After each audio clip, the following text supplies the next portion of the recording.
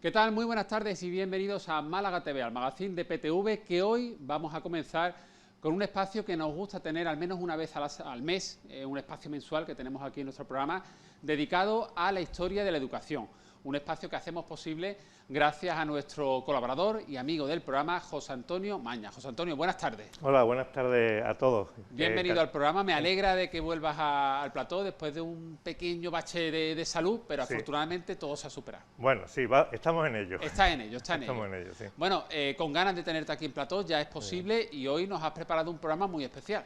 Sí, hoy vamos a tratar tres historias distintas, ¿no? Vamos a empezar hablando de la evolución de la informática educativa en básicamente los años 80 y 90 del siglo pasado. Esos primeros ordenadores, Los primeros ordenadores que se utilizaron sobre todo también para juegos, ¿no? Porque tenéis muchos de los que hemos estado hablando, tenéis una imagen de aquellos equipos para ese cometido. Después vamos a hablar de una personalidad poco conocida en España, que fue el mayor físico de nuestro país, Blas Cabrera y Felipe, y vamos a acabar hablando de las ciencias naturales, cómo se han estudiado a lo largo de la historia y por qué debe seguir estudiándose las ciencias naturales. Bueno, pues José Antonio, vamos a empezar con imágenes que nos habéis facilitado desde el Museo Andaluz de la Educación, sí, en Alhaurín de la Torre, de esos primeros ordenadores, y nos vas comentando en función de las imágenes que vayan poniendo los compañeros, ¿vale? Muy bien. Bueno, lo primero es decir que intentar resumir 50 años de la historia de la informática en unos minutos es muy difícil, porque han pasado varias generaciones, tanto de personas como de tecnologías, ¿no? Si hablamos de los años 80, lo que estamos viendo ahora son los primeros ordenadores de sobremesa, que ya se empezaron a utilizar no solo en las oficinas, sino también a nivel educativo, en los colegios. Eran equipos con procesadores de los primeros de la casa Intel, con monitores de fósforo, ¿te acuerdas de aquellos monitores de fósforo verde o fósforo blanco? O incluso televisiones, que ahora veremos después algunas. También los programas que se iban cargando, se cargaban en cinta, con una especie de cassette. Este que estamos viendo es un Tandon, un 8286, fijaros que no tenía disco duro y tenía dos disqueteras. Claro, un disquete más pequeñito y otro más grande. Exactamente, el primero era el grande, el de 5 pulgadas y un cuarto, que ahora veremos unas imágenes, y el otro era el de 3 pulgadas y medio. El profesorado en aquella época apenas tenía formación, eran muchos autodidactas, ¿no? Y gastaban mucho tiempo de la dedicación escolar a reparar los ordenadores. Eso que estamos viendo ahora es una impresora de aguja matricial, que formaba un ruido bastante grande. Imprimir una hoja era un suplicio. Era un suplicio para el oído y para los vecinos. Sí, totalmente. Para los vecinos. Se programaba sobre todo, además la capacidad de estos disquetes era nimia. Esta era una cosa a años luz de lo que tenemos hoy día. Te cabían X documentos Word y como ya te pasara, tenías que ir borrando para liberar espacio. Ya está. Bueno, no había ni Word, porque lo que había era WordStar. Es verdad. El WordStar, y después salió el WordPerfect, que aquello era una maravilla, ¿no? Un avance que no veas. Un avance tal. Ahí tenemos distintas marcas de disquetes, desde Philips, Memorex, 3M, que eran los que había en aquel momento. Estos ordenadores, primero en los colegios, se utilizaron sobre todo para tareas administrativas, para hacer las matrículas, los expedientes, aunque empezaran a utilizarse también para hacer programaciones utilizando algunos de los lenguajes más antiguos, que ahora veremos después al final los libros. Pero la verdad que esto fue un avance enorme, porque yo recuerdo en la época en la que uno presentaba trabajos impresos, que bueno, pues a ver, algunos eran tochos y tú decías, ahora ya, cuando con la llegada de la informática y de los disquetes, tú le entregabas al profesor el disquete con ese y era todo mucho más, más ecológico también. Sobre todo porque yo recuerdo, esto es una anécdota, cuando hacías algún trabajo a máquina y cometías cualquier error en la máquina, tenías el tipe y tal. Ahora con el ordenador, cuando lo tecleabas con el WordStar o con alguno de aquellos programas, la serie System, un paquete de programas distintos, pues ya podías corregir, cambiar alguna de las cosas que habías escrito, guardarlo y seguir mañana, en fin, que era una gran experiencia y una gran novedad, ¿no? Oye, estos primeros ordenadores entiendo que llegaron primero a la escuela y luego ya poco a poco a los domicilios, porque claro, al principio serían muy caros, ¿no? Claro, llegaron sobre todo al principio a las empresas, sobre todo estos que hemos visto de sobremesa. Después, poco a poco estos de sobremesa llegaron algunos a los colegios, pero eran muy caros y porque la tecnología en aquel momento era bastante costosa. O sea, que más que para la clase era, como tú decías antes, para las tareas administrativas, para el secretario del colegio. Durante los años 80 básicamente fue un esfuerzo de algunos profesores por intentar utilizar algunos lenguajes. Eran todos autodidactas y aprendían sobre todo el lenguaje de programación BASIC, que ahora veremos algunos libros. Porque en la empresa estaba el Fortran, que era más científico, estaba el COBOL, que era un tema más empresarial, administrativo, y por último estaba, después del BASIC, el lenguaje C, que ya fue una revolución en el mundo de la programación. Después estos equipos de sobremesa se ponían algunos en el aula, pero no era lo que tenemos hoy, que eran los alumnos que tienen un ordenador, un portátil, una tablet, no, era un ordenador que viene en el aula, se le conectaba a lo mejor un proyector, que alguna vez lo hemos enseñado, y había imágenes.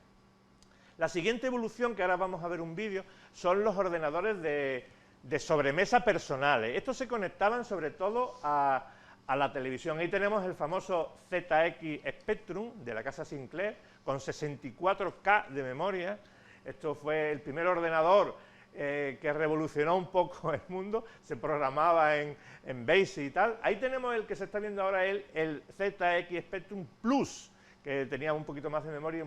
Y los programas se cargaban, como estaba viendo en las imágenes, en un cassette, una cinta de cassette, se grababan los programas y se conectaban. Ahí tenemos uno muy famoso, el Commodore Amiga. Claro. Fíjate que ninguno de ellos tiene la letra ñ, porque venían de fuera, entonces no estaban castellanizados, les faltaba esa letra. Y se conectaban todos a televisores. En el televisor lo conectabas sobre todo para juegos y también alguna cosa educativa. Ese tenemos el Amstrad, el CPC. Fíjate que ya trae incorporado la lectora de cinta de cassette, que eso fue un gran avance, porque no tenías que tener otro dispositivo, sino que en la misma consola tenías ya tal. Y fíjate que voy a señalar ahora que es color, porque ya aparecen las imágenes de los juegos, sobre todo porque se cargaban juegos con cinta, aparecían en color. El siguiente que supuso una gran revolución fue el Commodore 64. Ese fue, ahí lo tenéis, ese fue una revolución y tuvo una venta masiva, se vendió muchísimo, porque ya tenía una serie de características que permitían sobre todo la programación y tal. Este es el lector de cinta, igual que los anteriores, para cargar los programas, los juegos, sobre todo juegos. Ahí tenemos un juego original, todo lo que hay en el museo es original. Oye, José Antonio, pero en estas cintas que parecen como cassettes de música, ¿también se cargaban videojuegos, imágenes? No, imágenes eran, es que esto de las imágenes es mucho posterior, eran pantallas en colores, como, ¿te acuerdas? El Pac-Man, ¿no? Sí, claro. Cosas como aquella, ¿no? El tema, la bolita esta que los asteroides, sí. Juegos como aquellos, ¿no? Muy sencillo. Sí, con píxeles y tal, ¿no? Este que tenemos aquí, el Philips MSX2, que ya tenía una cosa que era el ratón, fijaros que tiene el ratón incorporado en el lateral. Sí. Este que ya estamos viendo... Esto ya es un primer portátil. Este es un primer portátil con pantalla LCD, pero fíjate el lomo que tiene el portátil. Claro, un poquito... buen Este cacharro. es el Compact Armada, que fue... la revolución. Pesaría. Sí, esto era como de los ejecutivos, ¿no? Esto era una cosa que... Los primeros portátiles fueron estos. Sí, básicamente alguno como ese. Fíjate, después en los años 90 aparecen otras dos cosas que son importantísimas, que son el uso del CD-ROM y los programas multimedia, Anaya Multimedia, por decir alguna marca, Z Multimedia, que teníamos ya pues el cuerpo humano, los animales y ya software educativo. Y otra cosa que aparece en los años 90 son los primeros escarceos con Internet. Y aparece aquel módem que se escuchaba pi, pi, pi, pi, pi, estaba conectándote a Internet con aquello, ¿no? Sí. Y ya después, en el año 2000, es cuando aparecen los teléfonos móviles, la televisión por satélite, etcétera, etcétera. Bueno, y se editaron una serie de libros también en torno a la Claro, informática, ¿no? Efectivamente. Este pequeño recorrido que vamos a hacer ahora sobre los libros que se utilizaron, son libros que son del museo, pero fueron míos, muchos de ellos, que son los que yo estudié en su momento.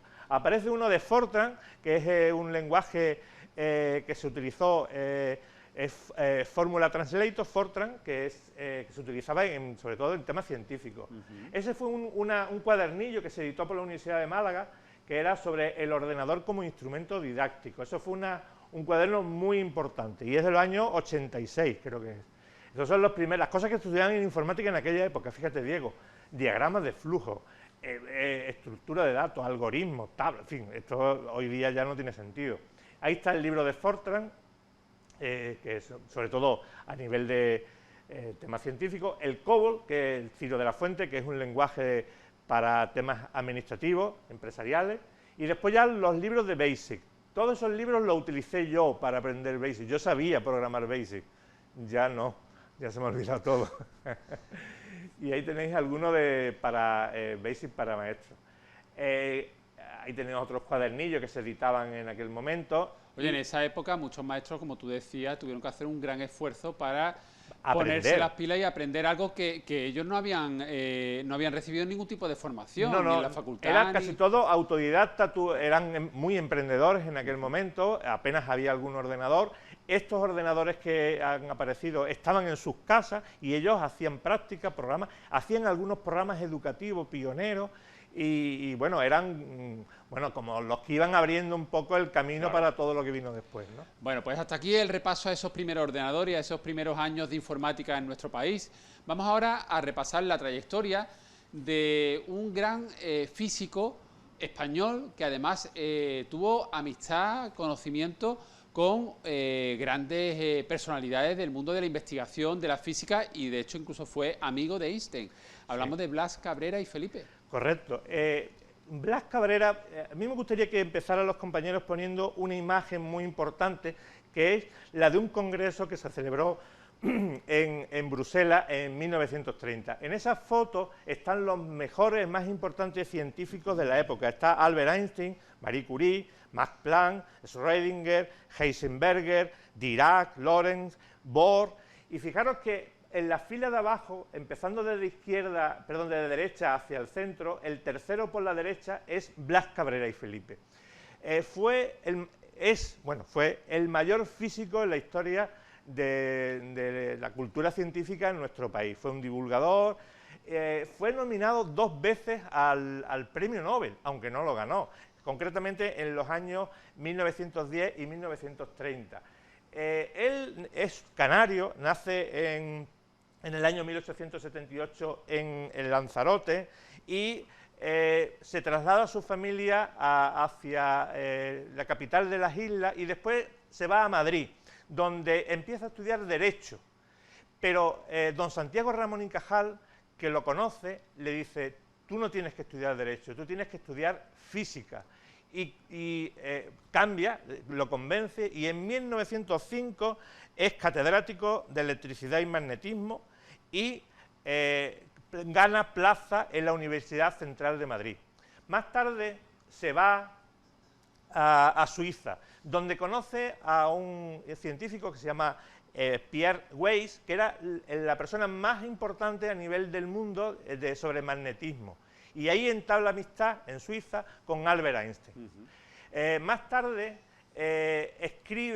invita a Albert Einstein a que venga a España y en 1923 viene Albert Einstein a España, da una conferencia en la Academia de Ciencias en Madrid, a la que va el rey Alfonso XIII, va Gregorio Marañón, en fin, toda la sociedad de aquel momento, aquella conferencia. No se entera nadie, porque claro, está explicando la teoría de la relatividad. El único que se entera de lo que está explicando Albert Einstein es el propio Blas Cabrera, y a continuación escribe un libro, el primer libro sobre la teoría de la relatividad en España, que es este que tenemos aquí, que está delante tuya, se publica por la Residencia de Estudiantes y es una pieza única, porque hay muy pocos, quedan muy pocos de este ejemplar. Más tarde, también crea la Universidad en Santander, la Menéndez Pelayo, que se conoce hoy Menéndez Pelayo, y estalla la Guerra Civil, le coge allí, en Santander, se pasa a Francia, quiere volver a Madrid para intentar salvar sus laboratorios y lo que había creado en Madrid, pero se da cuenta de que no se puede seguir haciendo ciencia en mitad de una guerra. Se va a París y allí lo nombran director del laboratorio de pesas y medidas a nivel universal, donde está el metro, el kilo y tal, y allí pasa parte de la guerra civil. Cuando termina la guerra civil es rechazado tanto por los de la República en el exilio como los del bando ganador de la guerra civil, el bando de Franco, y acaba desposeído de todos sus títulos, se va a México, crea un gabinete de estudio sobre física en México, en el año 45 muere de Parkinson. Fíjate qué pena, ¿no? Un hombre con tanta valía y que al final, ya que se habla de lo de la fuga de cerebro, pues ya entonces dejamos escapar a una mente brillante. Claro. Y que estaba además incluso valorado a nivel internacional. Sí, sí, era una persona súper valorada. En la sexta conferencia Solvay, esta que hemos dicho que estaba sentado con Marie todos Curie, los demás, con Einstein, él da una conferencia sobre magnetismo y a partir de ahí se hace una figura internacional.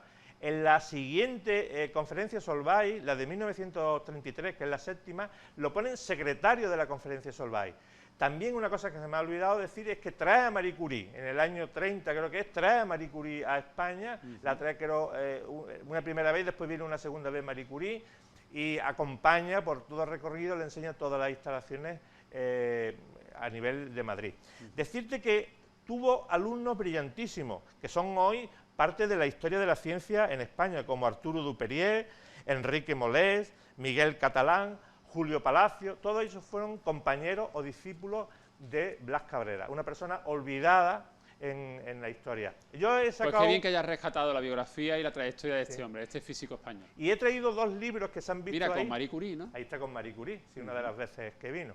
Los compañeros han mostrado dos libros que, para quien quiera seguir investigando, uno es de Sánchez Ron, el mayor divulgador científico de este país, es un libro denso, pero que está muy bien, y otro que hizo el gobierno canario como homenaje a su figura. Pero creo que hay que poner en valor a Blas Cabrera. Pues en los últimos minutos del espacio de hoy, dedicado a la historia de la educación, con José Antonio Maña, pues vamos a hablar de ciencias naturales, que además te puedo asegurar, José Antonio, que eran una de mis asignaturas preferidas de la EGB, ¿eh? Me gustaban mucho. Sí, bueno, las ciencias naturales...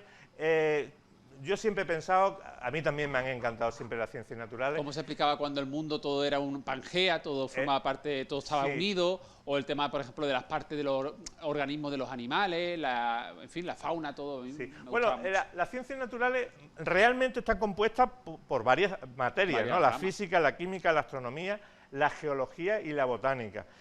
Aunque las ciencias naturales clásicas son la biología y la zoología. Ahora están mostrándose libros desde el siglo XIX hasta prácticamente muy recientemente sobre las ciencias naturales. No se la ha conocido siempre como ciencias naturales. Se le llamó historia natural en el siglo XIX, después ciencias físico-naturales, ciencias naturales que son de mi época, naturaleza, que será la tuya. No, nosotros le llamábamos ciencias naturales también. Y luego, yo creo más recientemente conocimiento del medio, efectivamente. También es bonito, conocimiento del medio, también suena bien. ¿Y por qué hay que estudiar ciencias naturales? Yo he puesto aquí cinco motivos.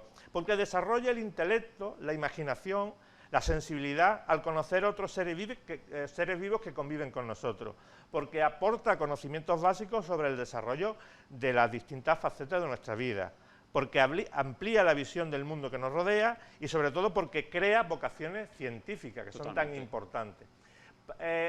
Las ciencias naturales se han estudiado, aparte de con los libros, con otros objetos, y hemos traído hoy aquí algunos objetos para aquí que tenemos, bueno, este es mi libro, ¿eh? Ese con es tu este libro libro estudié yo. Sí, yo sabía que ese podía ser y por eso lo he traído. ¿Tenemos diapositivas? Las diapositivas, que se llamaban filminas, que se proyectaban con el proyector de diapositivas, que era un día de fiesta, el día que había diapositivas, que apagaban las luces y se montaban una risa, y se pasaba estupendamente bien. También hemos traído una cosa espectacular, que es una maqueta de la casa enosa de un lagarto. Esto, como no en todos sitios se hacían disecciones... Para ver sus órganos internos y todo. ¿Tú hacías disecciones, Diego? Pues mira, yo recuerdo, pero no en el colegio, en el instituto hicimos... Una rana, sí. Una rana. Una rana. Yo diseccioné, fíjate, soy una rana, una paloma y un conejo. Oye, pues un conejo, por decir el conejo. Pues, bueno, está bien también. Yo creo que con la rana era suficiente ya. Sí, es que yo estaba en la universidad laboral y decíamos, bueno, tampoco era una paloma para todos, ¿no? Sí, pero vamos. Tenéis que desplumarla también, ¿no? Bueno, la abríamos, la poníamos con alfileres y tal. Y te he traído todo muy agradable, ¿no? Sí, sí, bueno, pero aprendían mucho. No, no, totalmente, claro. Aprendían mucho. También te he traído, si quieres puedes cogerlo, Sí. los 2 libros míos de ciencias naturales. Sí. Este de aquí es de primero de bachillerato, es Sí. mi libro de ciencias con 11 años, que este es de zoología y botánica, Sí. y ese de ahí que es de anatomía humana y mineralogía, que era mira, la interesante. geología, ¿vale? Interesante. Sí. Estos son, fíjate que están bien conservados. Sí, sí, sí. Tú siempre has sido muy cuidadoso con el material, ¿eh? Desde Bueno, pequeño, por ejemplo, aquí se veían unos animales tipo, aquí he sacado, por ejemplo, El el cangrejo de río o Ajá. cualquier otro, ¿no? Por ejemplo, curioso. mira, aquí hemos sacado lo del lagarto, pues aquí Mira, está. ahí está. Y otra cosa que también me he traído, que seguro que le va a gustar mucho a los que nos están acompañando hoy, es un cartel. Bueno, esto es una pieza de museo, ¿eh? Sí, sí, del Museo Andaluz de la Del Museo Educación. Andaluz de la Educación, a la orilla de la Torre, con entrada gratuita. ¿eh? Con Siempre entrada me gusta gratuita, decirlo. siempre lo decimos. Esto es una lámina del siglo XIX que, claro, como no había películas de Félix Rodríguez de la Fuente, no Sí. había otro tipo de cosas, pues lo que se utilizaban estas cosas que estaban colgadas en las paredes para que los niños y las niñas vieran pues Distintos tipos de mamíferos. distintos tipos de mamíferos, ¿no? O de animales, ¿no? O sea que este tipo de, vamos a decir, Lámina. láminas que se colgaban en las paredes de las aulas, pues esta, por ejemplo, esta lámina pudo estar en una clase en el 1800 y pico. Efectivamente, Mira, efectivamente. qué curioso. Es de la casa italiana Bayardi, aunque está españolizada, y bueno, pues es una pequeña joya. Tenemos muchos carteles de este tipo en el museo. Yo recuerdo, fíjate, en el colegio, mi colegio Miraflores de los Ángeles, que había unos tubos Claro, y estaban allí apilados en clase, que a veces se compartían entre clases y que los profesores sacaban pues desde los mapas para la geografía Eso. O hasta, algo- por ejemplo, láminas alguna- para enseñar el tema del cuerpo humano, de los distintos órganos, y era Sí, muy, sí, muy sí. curioso. bueno, pues es fundamental que los niños y las niñas sigan estudiando naturaleza, ciencia natural, conocimiento del medio, porque Sí. ahora que estamos con el tema de la ecología y la conservación del medio natural, hay que conocerlo. Pues José Antonio Mañas, muchas gracias. Nos vemos en poquitas semanas con una nueva entrega mensual de este espacio dedicado a la historia de la educación. Invitamos a nuestros espectadores, si todavía no lo han hecho, a que vayan a la Orín de la Torre, que tienen ese museo único en Andalucía, Museo Andaluz de la Educación, que además recientemente cuenta con una nueva sala. Cuéntame, a ver. Bueno, la nueva sala está terminándose de montar. Queremos inaugurarla ahora para primeros de noviembre. Hoy han terminado de poner el aire acondicionado, la iluminación, y yo creo que para final de este mes estará todo listo. Falta llevar las piezas, los objetos científicos de la colección, y después la inauguración, a la que estáis, por supuesto, todos invitados. En el mismo invitados. entorno donde está la sede principal, en calle Ermita, ¿no? A 15 metros tenemos la sede principal del museo y la sala adicional que está justo al lado. Hemos repartido humanidades en la sede actual y ciencias que se va a quedar en la nueva sala. Va a quedar muy bonito, una sala muy especial. Y además con entrada gratuita, como decimos. Siempre. ¿Qué día abre el museo?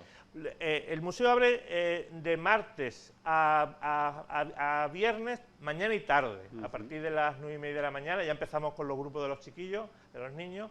Después los sábados está hasta las 2 de la tarde, y ahora mismo tenemos cerrado el domingo, aunque hemos tenido también abierto. Sí. Los sábados es hasta las 2 de la tarde, y los domingos anteriormente también teníamos las 2. Ahora mismo está cerrado. O sea, cerramos domingo y lunes.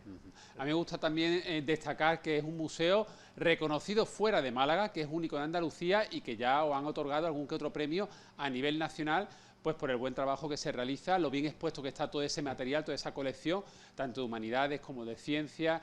En fin, yo creo que el que no lo ha visitado todavía debe hacerlo ir. porque es una auténtica joya. Sí, ya sabes que el año pasado nos dieron el premio Bartolomé Cosillo al mejor museo de educación a nivel nacional. Hemos sido reconocidos en el Congreso en Milán hace un par de semanas, que también entramos en directo online con ellos, y tenemos muchas actividades programadas. Por ejemplo, la exposición de juguetes se va a Sevilla esta Navidad, ya no está con nosotros, se irá a Sevilla, va a estar ya lo vamos a anunciar, en el centro de Sevilla, junto a un Belén muy famoso, y empezamos con las conferencias, una nueva conferencia, aparte de la electricidad y magnetismo, una sobre el estudio del vacío, cómo se ha hecho el vacío. Pues José Antonio Mañas, nos vemos muy prontito, muchas gracias, muy interesante como siempre el espacio, ¿eh? Muy bien. Muchas gracias, Nada. hasta pronto.